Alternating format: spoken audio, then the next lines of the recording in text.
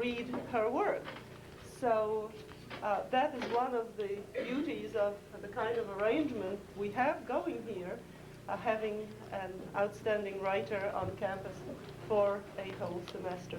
And I think you may be interested in knowing that Ms. Aidoo has by now visited, probably on the average of at least 2 or 3 classes a week. So she has spoken to students in political science, in English, in law, and in a variety of classes, and has met with lots of students informally. Today's, unlike the first public lecture, which was a poetry reading, today's topic is non-literary, at least on the surface of it. But as the recent news from the literary front tell us, literature and non-literature have become so desperately intertwined, it's very hard these days to tell where one ends and the other begins. So I would not risk a guess.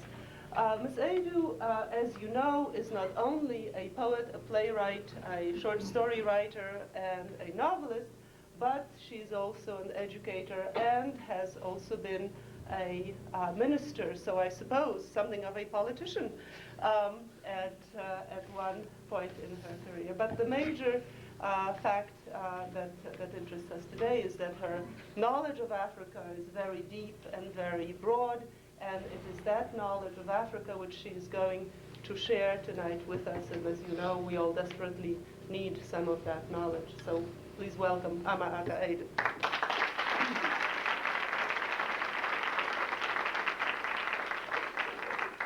Thank you very much, Juliana.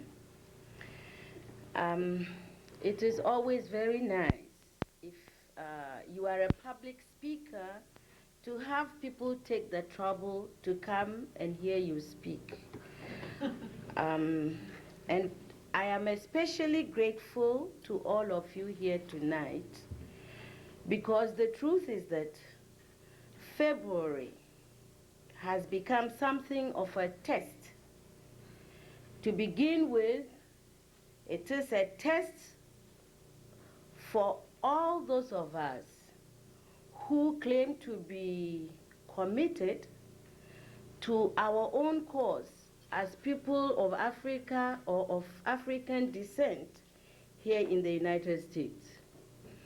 It is also a test of the concern of all other sympathetic individuals who are anxious to see what seems to be the invisible but very strong curtain that surrounds the lives of Black people in this country removed.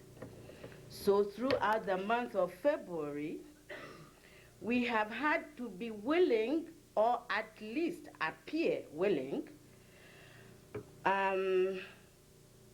to having virtually every single one of our evenings hijacked as we organize or participate in numerous activities and listen to such a multitude of speakers.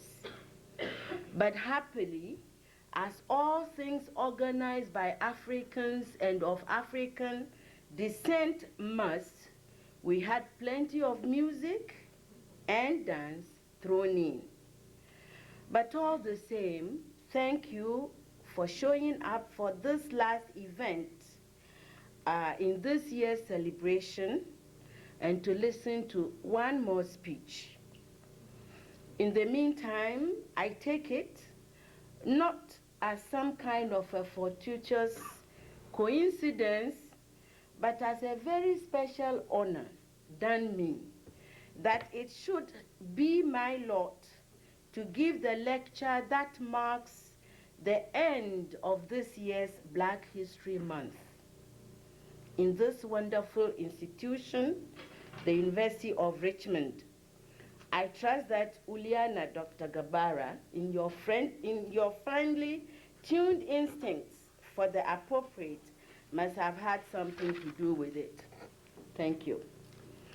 I would also like to thank especially Dean Sheldon Wettek for his interest, for your interest, Dean, and support for the whole Writer in Residence program, as well as whatever Uliana and I have had to do this semester so far.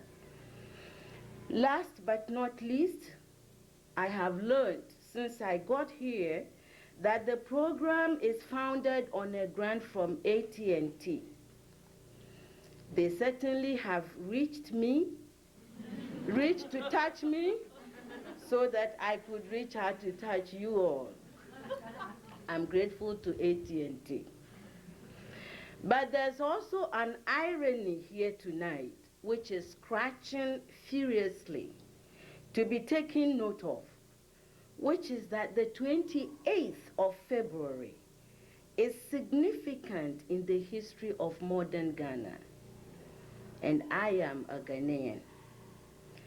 For that date in 1948 marked the beginning of the revolt of the people of the then Gold Coast, later renamed Ghana, against British rule. The story could make this entire lecture, but this evening we are about the images of the entire continent of Africa herself in the 1980s. So I can only let you know that although the 28th of February is not celebrated annually in Ghana, as is the date of, for instance, Independence Day, on the other hand, Ghanaians can never, ever forget it for even a single day, because there is actually a street in Accra, the capital of Ghana, called the 28th February Road. Therefore, the histories of our peoples on both sides of the Atlantic fuse poignantly for me at this material time.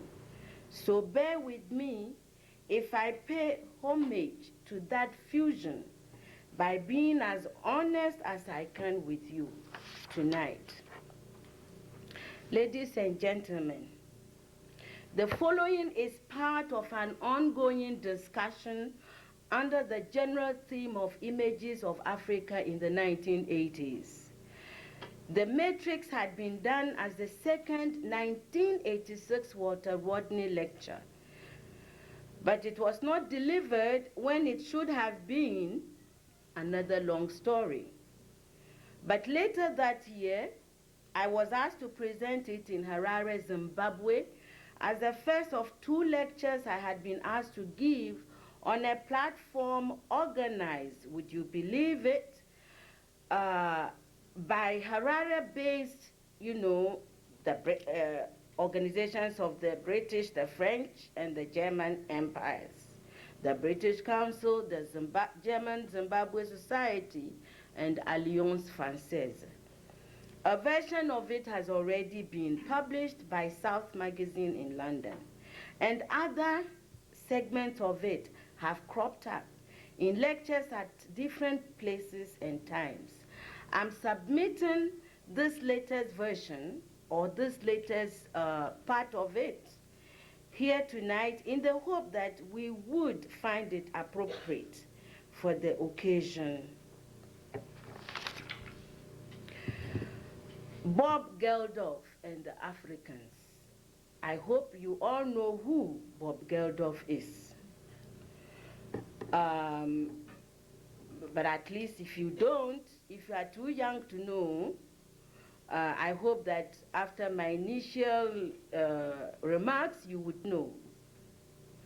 The December 1986 number of Cosmopolitan UK spots Bob Geldof and his daughter on its cover and refers to him as Santa Bob in a 4-page center story. Cosmo is a glossy women's magazine and normally and rightly wastes precious few lines, not to mention pages, on men as themselves unrelated to women. Yet even this very special treatment was only one of the dozens of attempts that were being made by daily newspapers, weeklies, and monthly magazines all over the Western world to do, quote unquote, something on Geldof, because he was at the time a hot item. The Western media, which is very self-consciously the vanguard of world media, had been falling over itself, paying this homage to Geldof. It was a well-deserved homage because in Live Aid, Geldof achieved a number of incredible feats. For as never done by any one single human being before, he was able to get virtually the entire TV-watching multitudes of this world to sit for about 16 continuous hours before their tubes. Their attention focused on one idea, in this case, that of donating money towards the relief of the victims of drought in Africa. To be able to organize the show itself, he had to mobilize the media of all the continents, mobilize most contemporary rock musicians, most political leadership, religious and others, and all this with overwhelming expertise and precision. Later we learned that the event had raised $100 million plus for the starving of Africa. It is a fact that before Live Aid, many people around the world had not even heard of Bob Geldof. So the question that was crying to be asked was if one not so successful rock star from Ireland could get up and do all that for Africans, what were Africans doing for themselves? In fact, are Africans expected to do anything for themselves? We contend that at least in symbolic terms, an event like Live Aid also represents the silencing of Africa, a continent of over 500 million people, and the emasculation of nearly 200 million males, not to mention heads, all male, of over 50 countries. For if we agree that it is a form of low-grade existence to go begging people to feed you, then it really must be, unmentionable to have somebody else sing to beg other people to feed you. But then we have also learned from the ancestors that, no one says to somebody else, take your goodwill away. So we are not half about to pour scorn on Geldof and other Westerners who have made sincere and passionate pleas on behalf of Africa's drought victims, especially if any of the monies and drugs actually went to save the life of anybody on our continent. However, having said that, it is very necessary for us, Africans, to look at that whole phenomenon clearly and cut through the thick sentimentality surrounding such media extravaganzas in order for us to be able to see them for what they are: ridiculous, humiliating, dangerous. Because in that kind of respect, how are Africans different from any other endangered species like, the black rhino and the Californian condor, Since Live Aid, among the many honors accorded him for this singular achievement, Geldof has been knighted by the Queen of England or Great Britain and awarded the 1986-87 Third World Prize, to mention only two. The media, seriously or not, refer to him as Sir Bob and Saint Bob. if some of us Africans cringed to learn that Bob Geldof was also being called the godfather of a continent, meaning the godfather of us Africans. What do we do now that his designations include Santa? For unarguably, that throws into sharp focus the image of Africans, pickaninnies with huge white eyes glowing in black faces, watching hopefully out for Santa Bob to come down with the goodies. We Africans can never blame anyone for the fact that our environment has been the happiest hunting ground for Europeans, Westerners, Northerners for the past 500 years. After all, each man and woman has a right to choose their mode of salvation and where to look for it, whether it is religious, military, or economic. But in colluding with Europeans for their salvation, how dare we let the notion that somehow we are children come into being, grow, and persist? When did it occur to us that the best way to be was infantile? And surely this must be new, since the people, Africans, pitch black and all, who built the earliest and some of the earliest and the most enduring monuments to humanity's artistic soul and scientific ingenuity, could not have been children.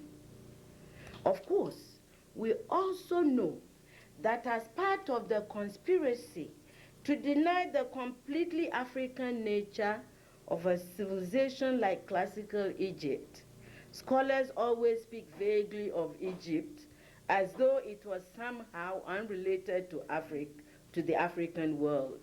And all this in spite of the hugely so-called Negroid features of the Sphinx at Gizeh, which is supposed to have been modeled on the face of the pharaoh Khafre, 4th king, 4th dynasty, 2550 BC. So, if the gigantic face of the Sphinx, the most massive single piece of a head sculpture in the world, looks prototypically African, black, flat nose, thick lips and all, how could his creators have been other than African? Whether in words, stone, or whatever, wood, when and where in the history of humanity have artists not portrayed people as they knew them to be and look like? In fact, don't artists more often than not narcissistically portray themselves? Or improvident, as we nearly always are, sycophantically glorify our patrons? So that is why some of us were so distressed when we read that there is a project underway funded by the State Department here to reconstruct the Sphinx. Because we fear that in the process, they will give him thinner lips, raise his nose, and push a pair of blue eyes into his face, a kind of retrospective Michael Jackson. It is also in this respect that one questions the validity or authenticity of Elizabeth Taylor's Cleopatra. Of course, Miss Taylor is an extremely beautiful woman, and we generally respect her as an actress. But we consider her portrayal of Cleopatra as just one more magnificent Hollywood lie. Although some substantial and definitive work on these issues have been done by the likes of the late Sheikh Anta Diop of Senegal, we still fear that the impact of even such scholarship is fast getting overwhelmed by the deliberate Caucasianization, which seems to consistently go along with the restoration and reconstruction of mummies and other witnesses to the nature of classical Egypt. We are also having to contend with a vague feeling, very carefully nurtured, that the Knox sculptures, the Zimbabwe ruins, and other evidence of Africa's past achievements were somehow not effected by Africans. We always encounter an insistence that some non-African peoples somehow came to the continent, crafted, and disappeared without a trace.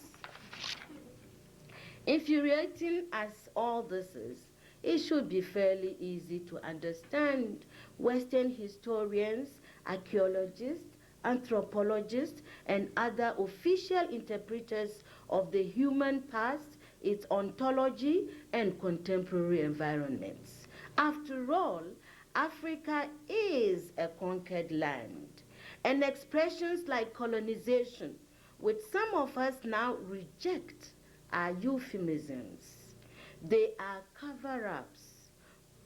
But if we accept the notions of Africans as a conquered people, then what has happened to us and is happening to us follows the normal pattern which occurs between the victor and the vanquished.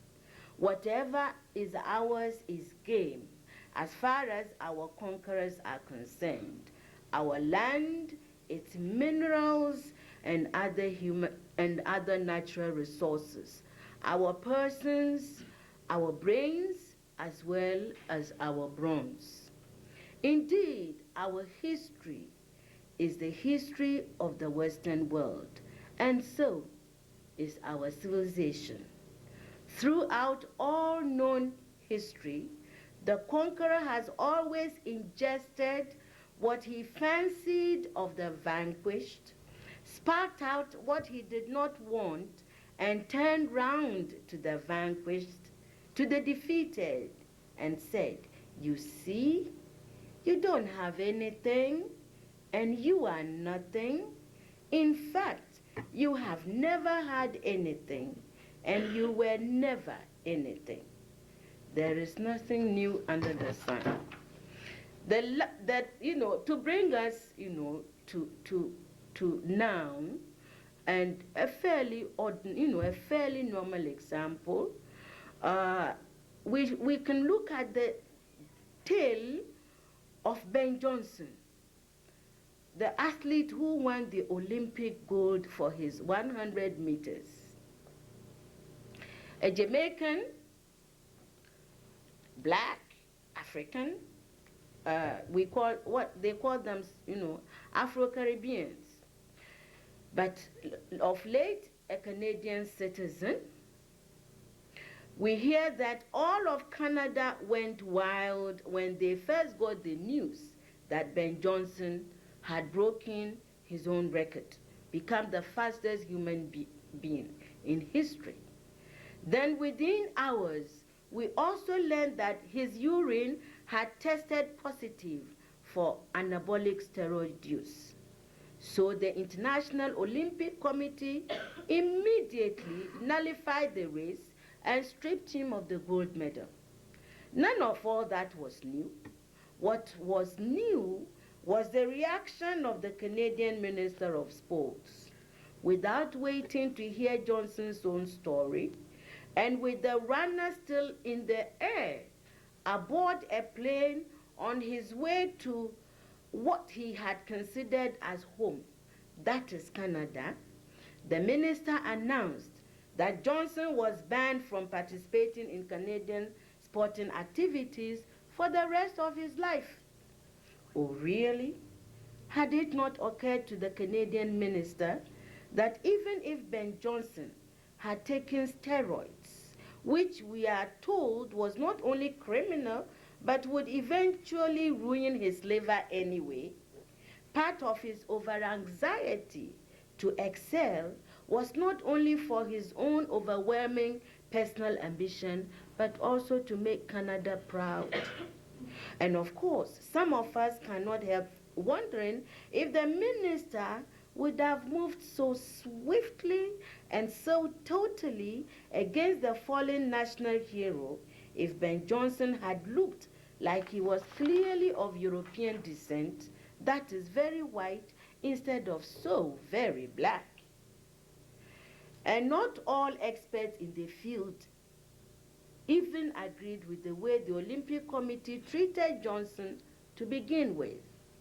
Dr. Norman Faust, director of the program in medical ethics at the University of Wisconsin, was one such dissenting voice. He argued in an article in the New York Times, Ben Johnson, the article was titled Ben Johnson, World's Fastest Scapegoat, October 20th, 1988. He argued that although he himself, Dr. Faust, did not advocate steroids or any other performance-enhancing drugs, but he still thought, quote, as an international disgrace, Johnson is being scapegoated, serving as a distraction from problems with sports that are more difficult to discuss, much less to change. But here is my personal footnote to the Johnson story. In the footage on the disgraced Ben Johnson, which nearly all Western TV stations ran and ran and ran, following his, stripping, from his losing the gold medal. The very first shot is of Johnson mobbed by reporters as he leaves Seoul. His back is to the camera, and we see him wearing a black jacket with Africa in caps, beautifully monogrammed across, a black jacket on his broad back. When I saw it, I was so overcome, I could have cried for Johnson and cried for myself. As we speak, from Canada to China, from the northernmost part of Europe to the deep south of the Americas, everyone is convinced, thank you, or acts as though they were convinced that Africans and people of African descent are inferior human beings, period. To be used when useful and discarded or even destroyed when not. This belief gets aired every day in books, films, racist riots, and slurs suffered by individual Africans and people of African descent everywhere. Indeed, 13 years, no, this is not 13. We are in 1988, 12 years. 89. 11 years to the end of the 20th century, there is even a government in exile, in existence, whose legitimacy rests entirely on that philosophy. Of course, I'm referring to the apartheid South African government. Therefore, the labor and the natural resources of Africans is exploited with awe-inspiring cruelty and greed without anyone feeling that there's anything odd or worrying about it, except perhaps Africans themselves.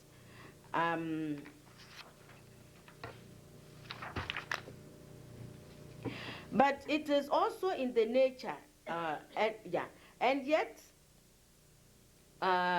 we could have told the world a tale or two, not only about our past, but about our present and our hopes for the future. But of course, it is also in the nature of the powerful that they need not care for what the weak have to say. Although in looking for the root of current negative images of Africa, as well as racism in general, maybe we don't have to look too far into history. We could go into details, but time is maybe not too much on our side. What I thought I could point out was that maybe some of the patterns we see today have their roots that go back at most 1,000 years, couldn't be more than that, because it is from about 500 years ago that Western Europeans set out to discover the world, going into Asia, passing by Africa by chance, and discovering Africans. It was also the time we think racism was born. And from that time onward, racism began to creep into European literature, and European scholars and translators began to even twist and turn already existing non-racist ancient texts to reflect their newfound ideology. One well-known and significant example is the controversy that has been raging around a quotation from a speech Queen Sheba supposedly made to King Solomon. Scholars who claim to know what Sheba originally declared insist that she had actually said, quote, "I am black and comely." But according to the King James Bible, 1621, Sheba said, "I am black, but comely." Now, the most phased out and disoriented black woman of the 20th century with a bleached skin and a blonde wig on her head would not say that. So how could Bathsheba have said anything so inane?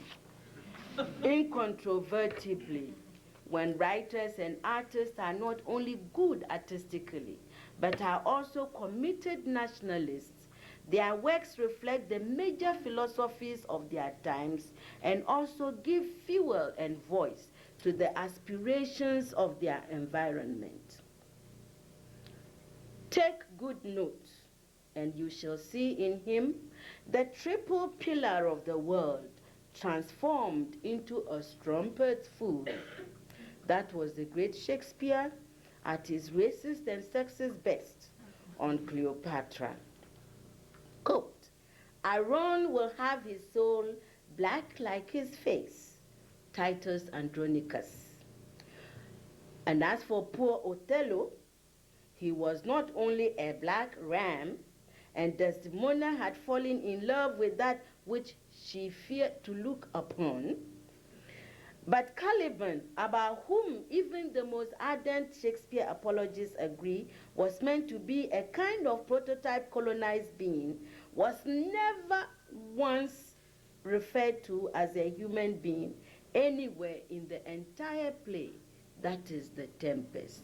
I know what I'm talking about. Credulous monster, a dead moon calf, poisonous slave, abhorred slave, a thin most brutish, hag seed, etc., etc., etc., but never human. And see what a thorough job Shakespeare did on the Jewish people in The Merchant of Venice.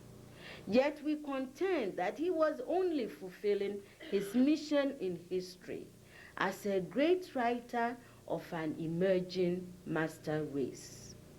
We could call up a full picture of the era of Queen Elizabeth I of England, but that's not our mission here tonight. It was also around the same period that one of England's greatest poets, John Donne, and to confess, a personal favorite, wrote that unlike men, women don't even have souls, and they definitely don't have men's capacity for growth. Another story. In The Guest, Albert Camus describes an Arab prisoner's lips as, quote, "huge, fat, smooth, almost negroid animal mouth. There was plenty of that kind of writing by Camus, and he won the Nobel Prize in 1957. As a writer, I had never deluded myself with the thought that the pen was mightier than the sword. But then all of us also know why we fear writing when it is moving at its best and most powerful. It can inspire as well as crush. At their finest and worst, writers have the ability, imaginative, fictional or non-fictional, journalistic and otherwise, to invent a lie and push it so consistently that soon nearly everybody buys the lie, including other writers, who may then begin to think it was always their own truth, which they can begin to literally struggle to push even further. Here I'm referring specifically to the invention of the term Black African and all its ramifications. There was a time, and it is not long ago, when African was synonymous with black, and nobody ever doubted it. When the context called for the recognition of other racial types of Africans, like whites, they were called white South Africans, white Rhodesians, Kenyan whites, etc. This was understood in the same way that it was understood that no one went around calling anyone a white European, a white German, a white Frenchman. You don't go around saying such things. But recently, for some reason, we are encountering in world magazines, newspapers, including local newspapers in Africa, because we get our news from the major Western news centers, expressions like Black African, Black Zimbabwean, Black Kenyans, African Black. The trend is creeping up. So of course we are bracing ourselves to meet Black Tanzanians, Black Ethiopians, Black Nigerians, and Black Ghanaians. In fact, a term like Black South African has gained such legitimacy that it is almost already assumed that when anyone says a South African today, she or he simply means a white South African. What is again profoundly disturbing about this development is that the term Black African may not be an accident resulting in a tautology or a question of semantics. It is feared that it is a deliberate formulation for dispossession. So where does all of that leave us tonight? In terms of larger global issues, ladies and gentlemen, I humbly feel that at the very least, the name-calling should stop. With nuclear warfare an ever-possible gift from the great powers to annihilate us all, with the cursed blessing of technology heating up the ozone layer to burn our earth and eventually us too, with our waters and our woods getting depleted or poisoned, and the 20th century drawing fast to a close, we don't seem to have time to begin to even save one another. Therefore, some of us think that if we got busy on positive things, we would have no time left over for name-calling and other forms of pettiness. Besides, given the uniquely wondrous composition of humanity, of the United States of America, not to mention your position as the world's #1 power, I humbly submit that you people here are singularly placed to help or hinder the world in these and other vital areas, don't you think? And I'm not talking of massive movements of cash or earth-shaking leadership. Everyone and everything can make a difference. For instance, let's look at the term black before I shut up. There are already signs that it is being overtaken by history. But then we also are aware that people struggled and maybe even died, in this century, in this country and elsewhere, to have it established as a reference for people of African descent. So, it still serves while we are waiting for the final and real thing.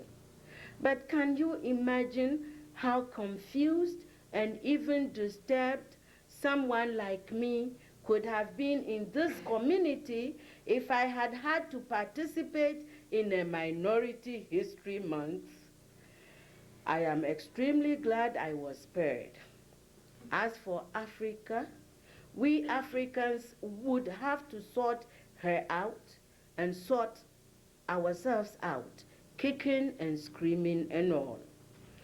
And one day soon, for to quote or rather paraphrase from The Beautiful Ones Are Not Yet Born, a novel by a well-known Ghanaian writer, no one saved a people but themselves.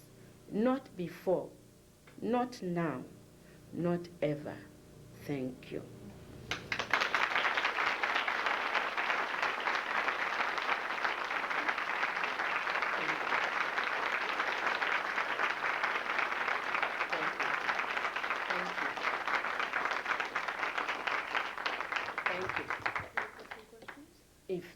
If there are any. If there are any questions, Ms. Aidoo will take some questions.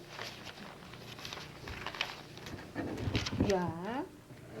And, the last time I asked you about, those who are going to be the ones who are going to help blacks in Africa, or just African people in general, and you sternly said to me, "What help?" You sternly said to me, "What help?" The help is going to come from within us. And I'm sure you've heard the news that the South Africa, that the miners or what have you have unified and have gone on strike or what have you to cause turmoil in the township.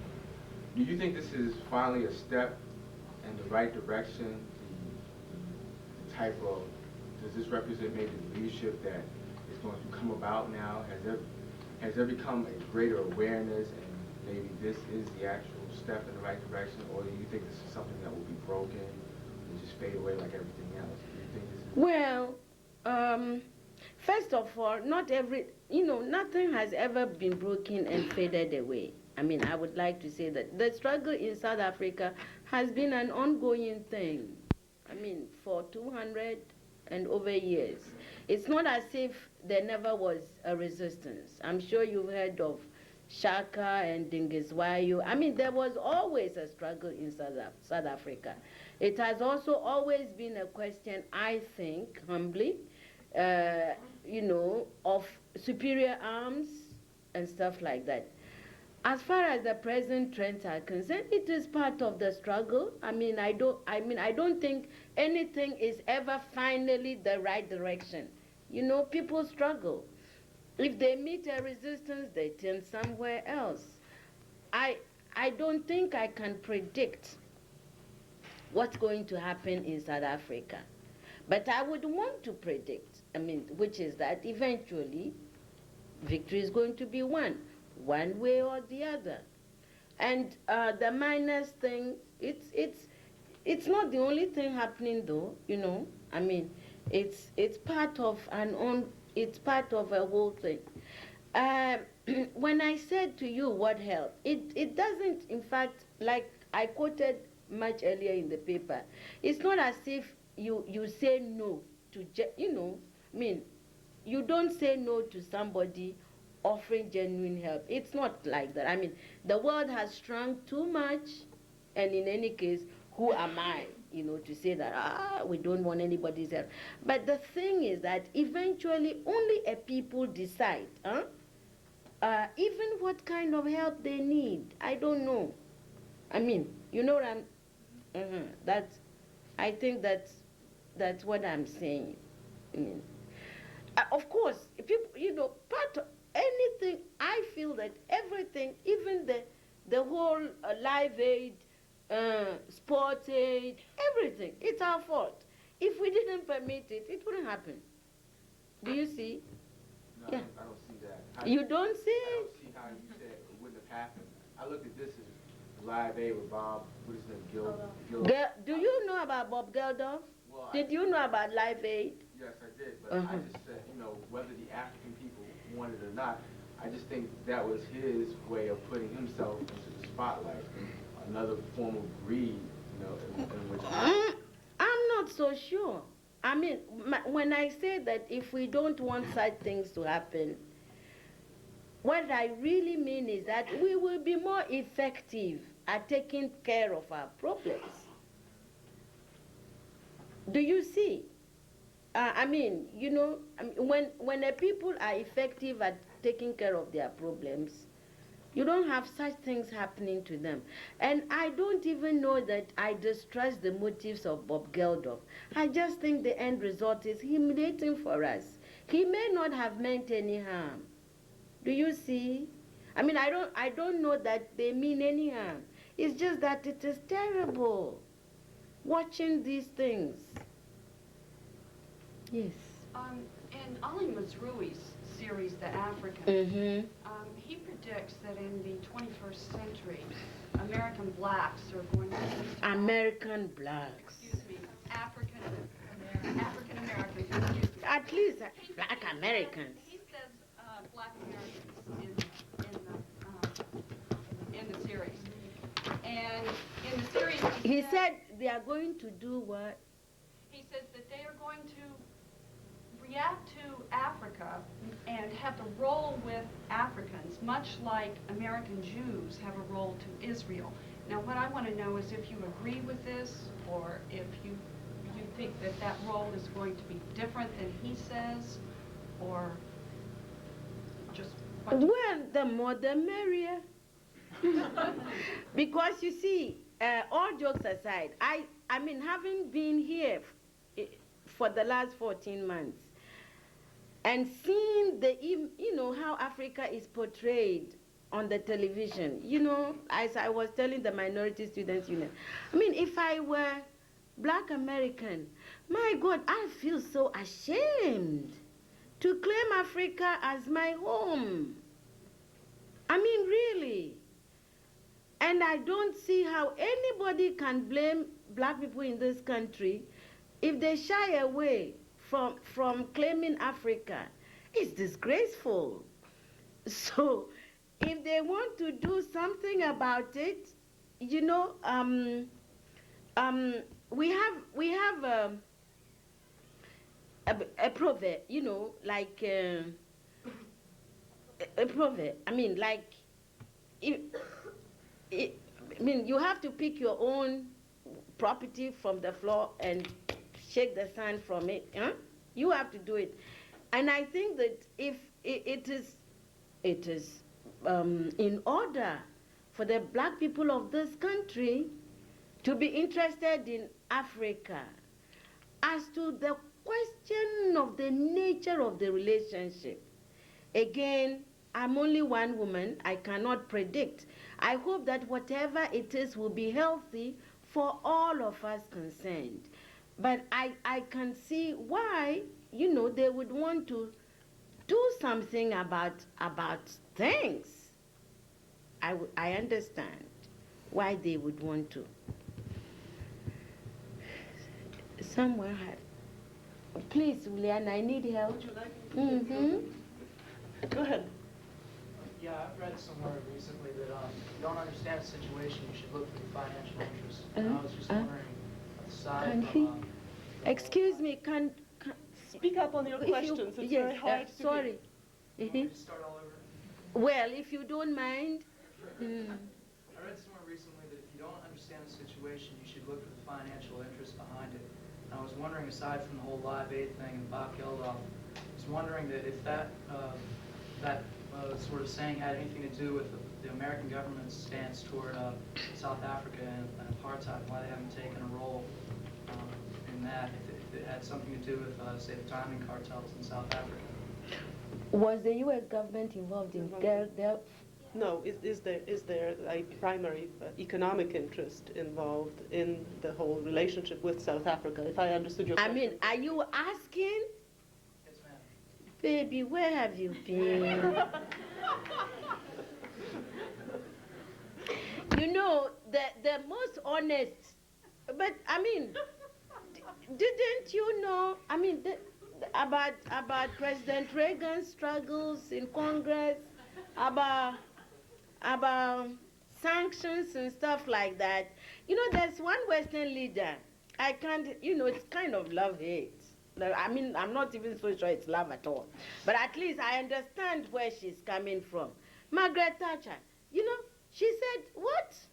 You want, I mean, how can anybody expect England to institute any, against South Africa, when England depends on South Africa for virtually all her minerals? And I like an honest, you know, I mean, sometimes you want to shake her, but I mean, she is honest, you see. So I think in any case, we all know that nothing in this world is anything without the economic background news. Nothing. So yes, I mean, I don't know too much. Hello? I thought that might be the case, but it's just never stated in any of my classes. Well, you know what? Not enough marks. No, listen, all the information is in, hello? What is your name? No, but seriously, all the information is in all the books, all the magazines. You don't have to go dig very far. Read the Wall Street Journal, the Financial something, Newsweek, Time Magazine, Fortune 500 or 700. I mean, read. In fact, the information is available. You didn't say you have to be a Marxist. Did you say Marxist? I mean, it has nothing to do with Marxism. It only has to do with information in the library. Seeing that most things are tied to an economic interest, don't you see how involved Geldof did with Live Aid, as aside from being an economic opportunity for everybody in the West, don't you see any form of benevolence out of just giving $100 million for a relief fund as a general aid to the continent of Africa? Don't you see things like that as, in the long run, helping Africa as a whole?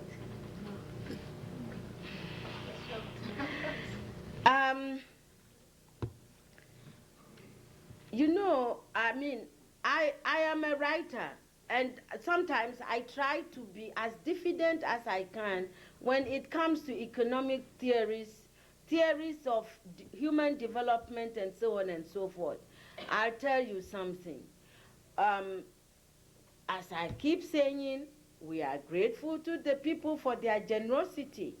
But again, our ancestors said thousands of years ago that if you have to depend, I'm paraphrasing an African proverb into English, that if you have to say good morning for salt every day of your life, you will never have enough salt, you know, to salt your food. I mean, like, you cannot plan the development of a whole people on the charity of others.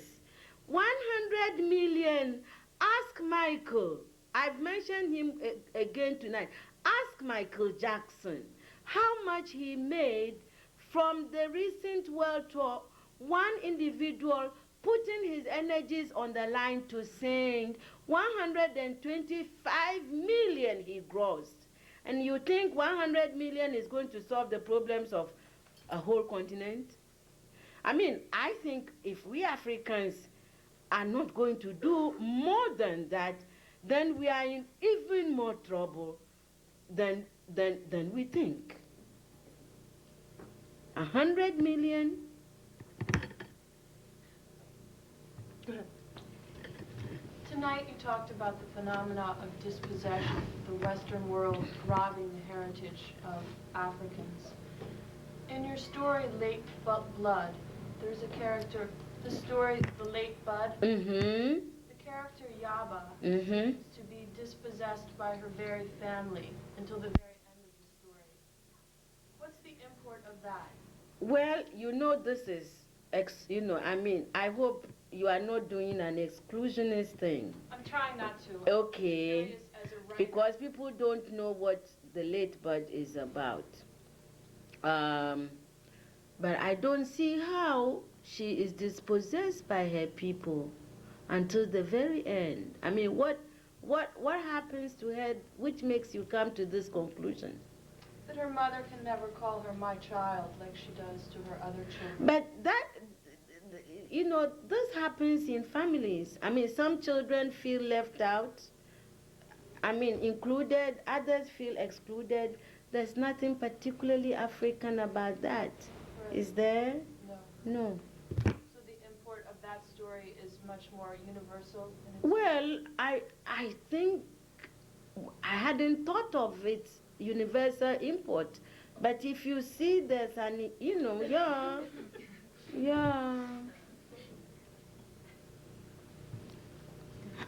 This past summer, I was in Senegal, West Africa. I had Mm-hmm. the opportunity to talk to a lot of university students Mm-hmm. to discuss the problems of Africa.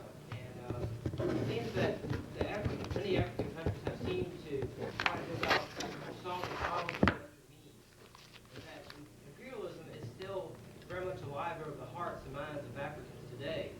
And that they told me that they saw their only hope for Africa would be for a united Africa. Do you see that? Well, I'm glad you are saying it. I'm glad I didn't have to say that too. So thank you. Yes. I mean, it's been...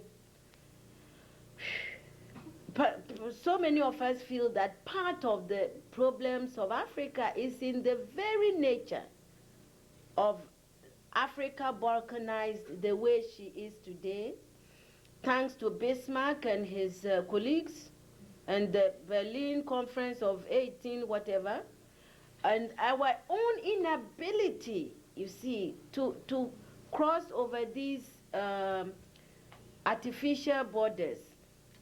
The story of the unity of Africa is another of the long stories. There have been efforts, frustrated, but people keep, if young Senegalese keep talking about it, then of course, it means that the hope is still alive in people's heart. You know, one interesting thing about the whole issue about to do with African unity is that as far as 1963, you know, at the beginning of the founding of the OAU, there were two major opinions. One was that Africa should unite in some kind of a loose thing, like the talking workshop that unfortunately the OAU has turned out to be. Another group felt that, that it should be a stronger political, economic unity. I mean, something like a United States of Africa. And in the way that we are always finding fault with our imperialist masters, the joke in Africa was that, before African leaders voted, they will phone Paris to listen to the French president, they will phone England for the British Prime Minister's opinion, etc. Of course, it's partly mythology, we don't believe it, or we don't want to believe it. But at the end of the day, the OAU is what we got, and not the other thing. And look at us now. Anyway, let's hope that the hope for a united Africa has not died. In the meantime, look at Europe. She's going to unite, Yes. Yes. I'm not really all that sure why you put such a racial slant on the Ben Johnson incident. I mean, essentially, he was an athlete who cheated, and white athletes who cheated similarly have been. What? The Ben Johnson incident. I'm not sure why you put such a racial slant on the issue. I mean, white athletes who cheated similarly have also been removed from the games. The 100 meters is a big event, and for everyone, Ben Johnson, there are 100 black athletes who are glorified beyond, reality in this society. So I'm not. As I said in the bench, it's a story that for me, as I told you, this paper has been developing. You know, like it keeps adding to itself. And the Ben Johnson thing, what you know, it seemed it came as part for me as part of this thing. As I said, nothing of taking steroids or being sent off the field was new. I don't know any athlete who has been caught for steroid use, who has been denounced, literally made outcast by its own national sport authority. I don't know of one. And as I said, I was not even the only, I am an African woman looking at this. Maybe the whole thing wouldn't even have struck me if I hadn't seen him wearing this jacket. It was a series of things that, you know how things click, click, click. Obviously Ben Johnson, in spite of Jamaica, in spite of Canada, was seeing himself as an African, because that was the jacket he was wearing. It was like when everything failed, there's dear old Mother Africa. He went for his African jacket. With the monogram at the back. Do you see? I am not putting the racial slant. What I'm saying is that I am only responding to the visual messages I got and the auditory messages I got. Why have you asked yourself, weren't you shocked? You ask yourself, weren't you shocked when the Canadian Minister of Sports announced before Johnson arrived in Canada that he had been barred forever from Canadian sport? Didn't something funny strike you? It did me. And as I'm saying, I'm not even the only one. This Dr. Force, who wrote in the New York Times, I don't know that he's black. And he has said in the New York Times that he thinks Johnson has been scapegoated. I quoted him. See?